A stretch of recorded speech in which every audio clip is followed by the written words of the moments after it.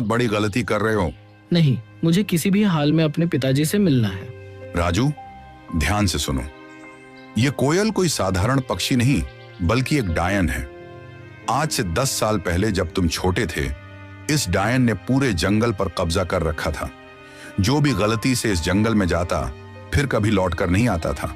तब तुम्हारे पिताजी और मैंने मिलकर ठान लिया कि इसे रोकना ही होगा। हमने साधु महाराज से उपाय पूछा। उन्होंने बताया कि इस अभिशाप को खत्म करने के लिए तुम दोनों में से किसी एक को जंगल के पास वाले कुएं में अपनी जान देनी होगी। तुम्हारे पिताजी बहादुरी से आगे आए और यह बलिदान स्वयं देने का निश्चय किया।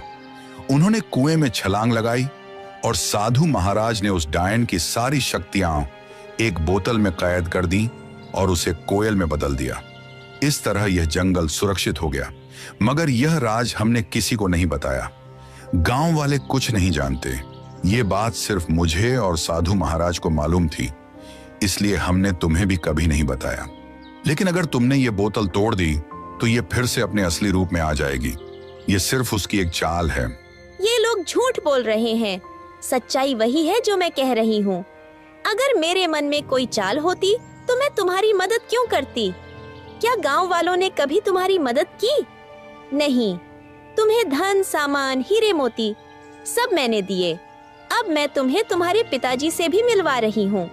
राजू भ्रम में पड़ गया और उसने वह बोतल जमीन पर फेंक कर तोड़ दी। फिर अचानक वह कोयल एक डायन के रूप में आ गई। राजू, तुमने मेरा बड़ा काम आसान कर दिया। अब मैं आजाद हूँ और अब तुम सबकी शामत आ गई है। आज मैं तुम में से किसी को भी जिंदा नहीं छोड़ूंगी। राजू, तुमने बहुत बड़ी गलती कर दी है। अब यह डायन हमें किसी भी हाल में जिंदा नहीं छोड़ेगी। मुझे माफ कर दीजिए सरपंच साहब, मैं उसके बहकावे में आ गया था। क्या अब इसका कोई हल नहीं बचा? इसका बस एक ही हल है कि हमें तुरंत उस कुएं के पास जाना होगा। ये कहकर वे तीनों कुएं की ओर भागे और वह डायन भी उनके पीछे आ गई। वहां पहुंचकर साधु ने कहा, अगर तुम इस डायन से छुटकारा पाना चाहते हो तो तुम दोनों में से किसी एक को उसी कुएं में छलांग लगाकर अपनी कुर्बानी देनी होगी। साधु की बात सुनकर राजू तुरंत बोला, ये मुसीबत मैंने खुद मोल ली है, इसलिए इससे मुक्ति भी मैं ही दिलवाऊंगा। यह कहकर राजू ने कुएं में छलांग लगा दी और अपनी जान कुर्बान कर दी। साधु ने तुरंत डायन को फिर से एक कोयल के रूप में बदल दिया, मगर इस बार उसके पास इंसानों की तरह बोलने की शक्ति भी नहीं रही। सरपंच को राजू के जाने का बहुत दुख था, मगर वह क्या कर सकता था।